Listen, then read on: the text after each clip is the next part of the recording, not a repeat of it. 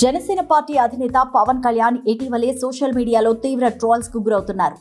ఆయన చేసే ప్రసంగాలు, మాటల్లో వచ్చే తేడాలు ఆయనపై వస్తున్న ట్రోల్స్ కి ప్రధాన కారణాలు.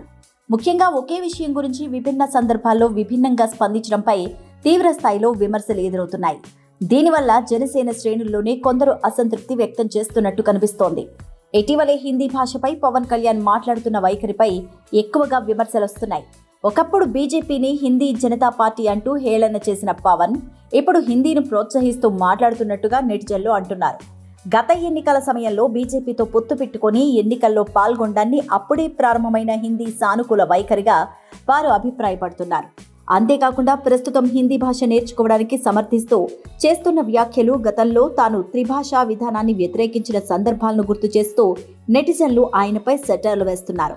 ఇక పవన్ కళ్యాణ్ మతపరమైన వ్యాఖ్యల విషయంలో స్పష్టత లేకపోవడంపై విమర్శలు వెల్లువెత్తుతున్నాయి. ఒకప్పుడు తాను మతాలు, కులాలు నమ్మనని చెబుతూనే చెగువేరా, లెనిన్ వంటి నేతలను ఆదర్శంగా చెప్పుకున్న పవన్ ఇప్పుడు సనాతన ధర్మానికి మద్దతుగా మాట్లాడుతున్నారు. తిరుపతిలో దీక్షలు చేయడం, కాషాయ దుస్తులు ధరించడం వంటి చర్యలను కొందరు రాజకీయ ఎత్తుగా భావిస్తున్నారు. గత వ్యాఖ్యలతో ఇప్పటి వైఖరిలో తేడా ఉండడంతో నెటిజన్లు ఈ విషయంలోనూ ట్రోల్స్ చేస్తున్నారు. పుట్టిన ప్రాంతం గురించి కూడా పవన్ కళ్యాణ్ వివిధ వేదికలపై భిన్నంగా మాట్లాడడం ప్రత్యేకించి చర్చనీయాంశంగా మారింది.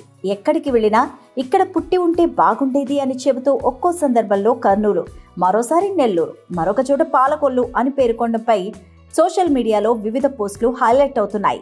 ఇలాంటి వ్యాఖ్యల వల్ల ముఖ్యంగా ఓ కీలక పార్టీకి నాయకత్వం వహిస్తున్న నేతగా పవన్ కళ్యాణ్ పట్ల ప్రజల్లో అవిశ్వాసం పెరిగే అవకాశం ఉందని విశ్లేషకులు అభిప్రాయపడుతున్నారు. అందువల్లే ఆయన భవిష్యత్తులో తన వ్యాఖ్యలు, ప్రసంగాలపై జాగ్రత్తగా, స్పష్టంగా వ్యవహరించాల్సిన అవసరం ఎంతైనా ఉందంటూ రాజకీయ పరిశీలకుల సూచన.